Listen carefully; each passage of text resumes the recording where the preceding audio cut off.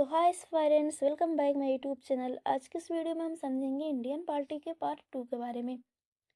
पिछले वीडियो में हमने पढ़ा था आर्टिकल 5 एंड आर्टिकल 6 के बारे में, तो आज के इस वीडियो में हम समझेंगे आर्टिकल 7 के बारे में, ठीक है। और इसके साथ साथ आर्टिकल 8, 9, 10 और 11 के बारे में। तो जैसा कि आप सभी जानते हैं, जो हमारा इंडियन पॉलिटी का पार्ट 2 है वो सिटीजनशिप की बात करता है, अर्थात पार्ट 2 में क्या है, नागरिकता का प्रावधान है, जिसका वर्णन आर्टिकल 5 से लेकर आर्टिकल 11 तक किया गया है, ठीक।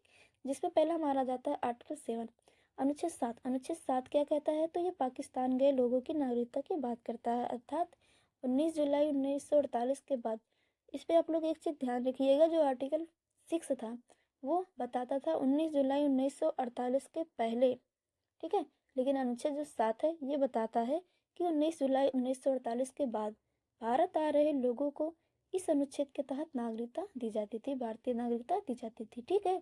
जैसे कि 19 जुलाई 1948 के बाद जो भी लोग पाकिस्तान से भारत आ रहे थे, उन्हें इस अनुच्छेद के तहत भारत की नागरिकता दी जाती थी।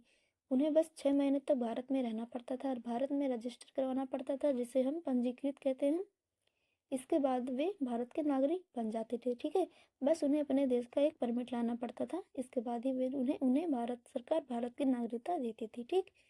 तो अनुच्छेद 7 में यही चीज़ है कि 19 जुलाई 1948 के बाद पाकिस्तान से भारत आ रहे लोगों को भारत सरकार नागरिकता देती थि, ठीक है। इसके बाद हमारा आ जाता है आर्टिकल 8, अनुच्छेद 8।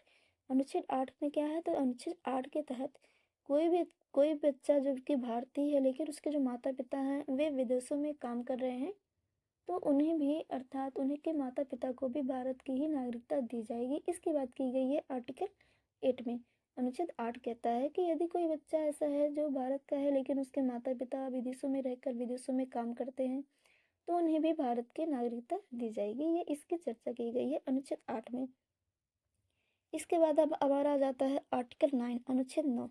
अनुच्छेद 9 क्या कहता है, इसमें क्या प्रावधान है, तो देखो अनुच्छेद 9 कहता है कि यदि कोई भारतीय बच्चा या फिर भारत का कोई भी व्यक्ति विदेशों में जाकर विदेशों की नागरिकता को अपना लेता है, तो उसकी जो भारतीय नागरिकता रहेगी उसे समाप्त कर दी जाएगी, ठीक।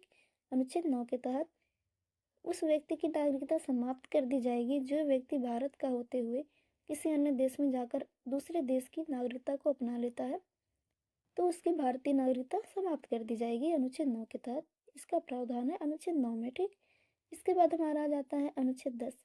अनुच्छेद 10 कहता है कि नागरिकता तब तक बनी रहेगी, हमारी या आपकी या फिर भारत के हर व्यक्ति की नागरिकता तब तक बनी रहेगी जब तक कि उसके द्वारा कोई देशद्रोही काम ना हो। देशद्रोही काम का मतलब जैसे कि यदि कोई व्यक्ति भारत देश का अपमान कर रहा है तो उसकी नागरिकता समाप्त कर दी जाएगी, ये अनुच्छेद 10 कहता है, ठीक है।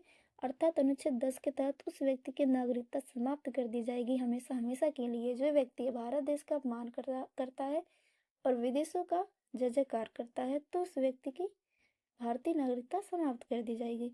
इसके बाद हमारा जाता है अनुच्छेद 11, आर्टिकल 11। आर्टिकल 11 क्या कहता है, तो आर्टिकल 11 यह शक्ति या फिर यह अधिकार देता है संसद के गृह मंत्रालय को, जिससे कि संसद के गृह मंत्रालय नागरिकता बना सकता है।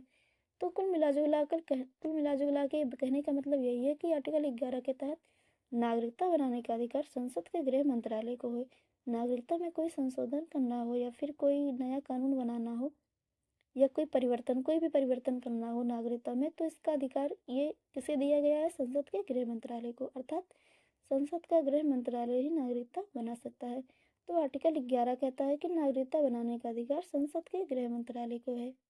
फाइन। तो आज की इस वीडियो में बस इतना ही। उम्मीद करती हूँ कि आप लोगों को ये सारी चीज़ें समझ में आ रही होंगी। अगर समझ में आ रही होंगी तो मेरे वीडियो को लाइक कीजिए, शेयर कीजिए, कमेंट कीजिए। तो मिलते हैं नेक्स्ट वीडियो में किसी नेक्स्ट टॉपिक के साथ।